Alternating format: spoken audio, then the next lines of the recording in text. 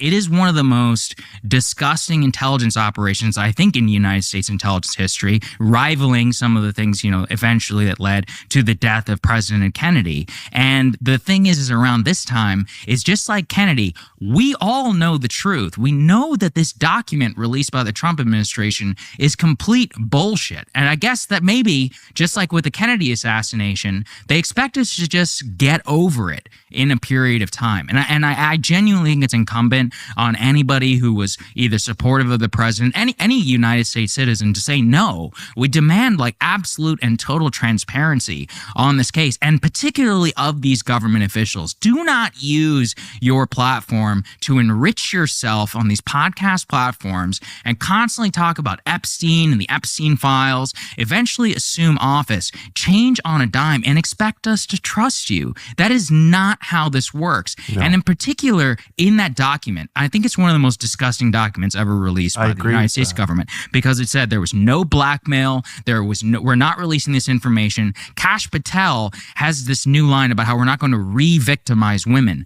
Ask the Epstein victims themselves. They have been begging for this information to come to light, specifically to implicate the powerful men that victimized them, and through which they were, they were basically used for trafficking purposes to ensnare them in this high-level U.S. intelligence, Israeli intelligence operation, probably run in conjunction. And the trail of this entire thing just it enrages me. It actually enrages me as an American. I don't think you're alone, and I do think, as someone who voted for the president, campaigned for the president a lot, I'm not attacking the president, but I think even people who are fully on board with, the bulk of the MAGA agenda are like, this is too much, actually. Yes. I'm saying that with love, and I hope that they're listening, because I think this threatens to blow up the whole thing. But let's just back up a little bit and just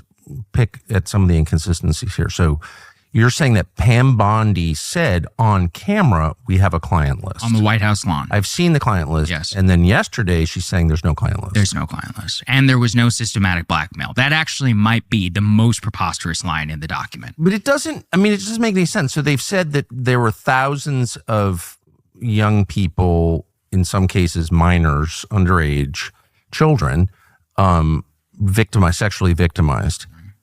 Are they saying that Epstein single-handedly had sex with all? Because actually, for whatever it's worth, I don't think anyone I've never seen anyone make the claim that Epstein had sex with anybody. Yes, that's right. Well, a lot of these allegations revolve around like group activities, and they around like masseuse and being, look, the way that Dershowitz and others would claim it is I kept my underwear on and it was all very above the board massage information. There's that famous photo of Bill Clinton in the airport terminal with one of these young victims who herself says she was a victim of the Epstein entire machine. So you're exactly right. It's like, for these thousands of women, were they victimized entirely by Ghislaine Maxwell and by Jeffrey Epstein? Because, by the way, that's not even what the Ghislaine Maxwell, Jeffrey Epstein court documents and other things that we already knew that were in the public information. That's not what they say. That's not what the testimony of the victims of these people say. And so, again, even this client list thing, I do think people can go down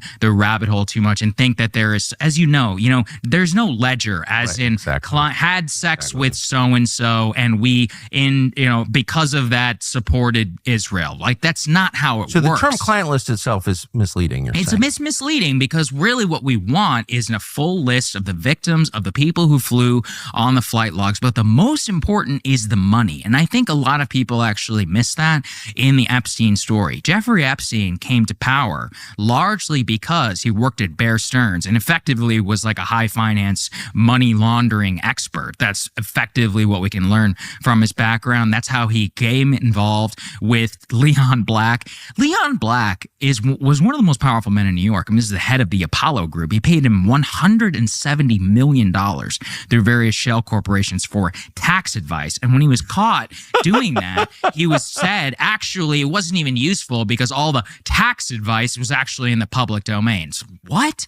Leslie Wexner in the 1991, I believe, signed full power of attorney over to to Jeffrey Epstein. He was one of the richest men in America. I think he was the richest man in Ohio at that time. Jeffrey Epstein becomes the head of the Wexner Foundation, funnels some $2.5 million to Ehud Barak, the former Israeli prime minister. I'm putting these things out there because I want people to know that the money is an integral part of the operation, and to the extent that the sex trafficking and all of that is linked, they are fused together because they were used primarily by the intelligence community. Both, Epstein was a conduit of high-stakes money laundering for things like, not Iran-Contra specifically, but let's say like funneling arms from Israel to Iran. This was also how he met eventually Robert Maxwell and became ensnared with his daughter, Ghislaine Maxwell. The money laundering is actually more key to his intelligence rules. From Israel to Iran? Well, this was a key part of the Maxwell story. Robert Maxwell is a very sketchy character, Ghislaine Maxwell's father. People focus on the tabloid. That's actually not all what I'm interested in. What I'm interested in is the fact that he's this Czechoslovakian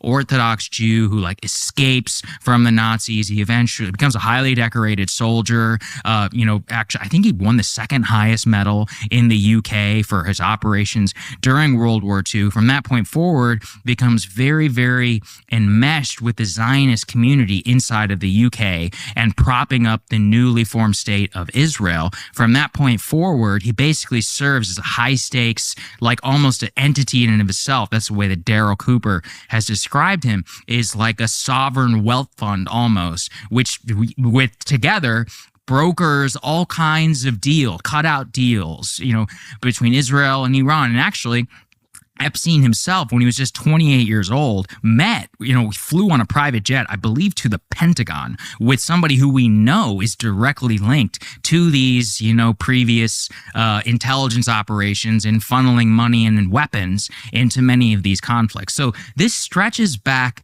decades, and that's a very, very important part of the story. So please just do not tell me that there's no part of a systematic blackmail campaign. It's so preposterous, and it actually just makes me want to tear my hair out. And I guess the only good news is that, just like with the Kennedy assassination, we do all know the truth. The Kennedy assassination broke this country. I really believe that. I know you do as well. But it broke something even more fundamental and opened up what they call the credibility gap under the Johnson administration, where prior to the 1960s, Americans trusted their government. It was actually a beautiful thing. I mean, it was bad in some ways as well. We were taken advantage of by the Dulles brothers and a lot of other horrible things they were doing in the 1950s. But it was beautiful in the sense of social and of civic trust. Yes. And something was broken with that, with the Kennedy assassination. And then it was extended, of course, into the war in Vietnam. And we've never been the same since. And all the Trump administration, elected on the backs of a lot of these people who want more transparency in government, saw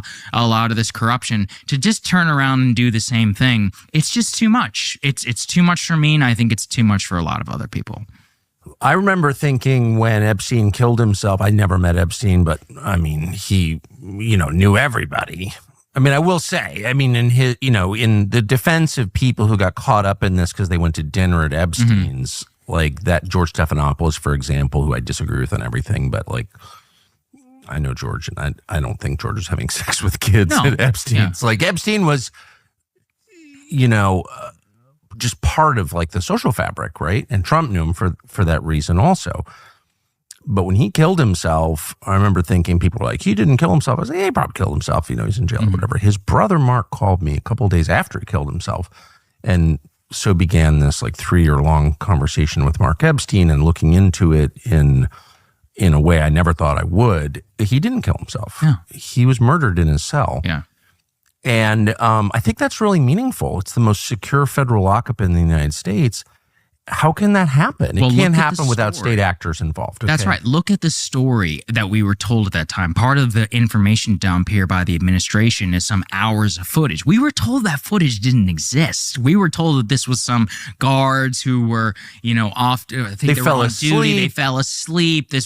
None of it exists. And actually, it was all part of a screw up, and the camera angles wouldn't even be able to show anything. But that's why they're relatively confident. So where did this camera footage even come from? Well, the camera footage doesn't even, first of all, it ends before they take his body out. Right. Why can't we see that? Yep.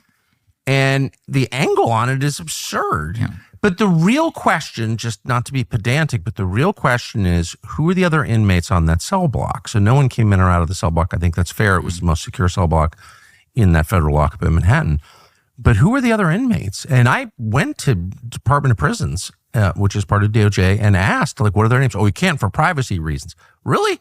These are people who can't vote or own a firearm? Yes. For the rest of their lives, but somehow they've got like a HIPAA law or something around who's a federal inmate? Fuck you, actually. Yeah. Sorry. It made me so mad because, of course, if Epstein was murdered, and it's very clear that he was murdered by another inmate. That's right.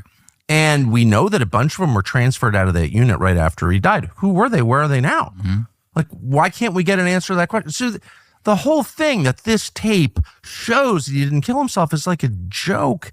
But worse than that, it's a joke that we all get. Like, they're not fooling anybody. So I feel like we're at a dangerous point now. Yeah, I agree, because the lie is more the lie at this point is not even part of trying to convince any of this is true. Yes. The lie is a signal to everybody else involved in the scheme that to the ultimate ends, the United States government will go to protect all of you. Yes. And that's the for Man, what is that smart. purpose? Can you say that again? Okay, yes. So it's a signal. The lie is not for you and me. The lie is for those implicated to say, no matter what, we will protect you. And then we have to start asking the question, why? As in, what is the purpose of this entire thing? Why does it matter that it happens right before the Israeli prime minister comes to Washington for the third time? As you said, what is the linkage here between those two? And the linkage is the fact that even a surface level view of Jeffrey Epstein, of the case, of the entire public record, reveals Alex Acosta, who said he belonged to intelligence. He said that. The person who was responsible for the sweetheart 13-month deal. Alex Acosta, who is the U.S. attorney, said, and I believe he testified this in sworn testimony, said, I was told he belonged to intelligence. That was a key part of why the charges were dropped against him, and he got some sweetheart Palm Beach County Jail situation where he was allowed to leave on the weekends, and why, even though I know you'll forgive George, but I actually won't. I don't have dinner with pedophiles. I'm not sure about you. I'm generally aware of the people who I am around, and if I can get invited to someone's house, I do cursory Google searches. That's generally what, I think that's normal. Smart. I don't want to be in the presence of people who I think are like genuinely evil. That's what I think. So for me, I actually can't forgive many of the media figures and the presidents, people like Bill Clinton, Kevin Spacey, all these other high-profile figures, specifically because it was all out in the public record. And then in particular, all of these high-flying Wall Street financiers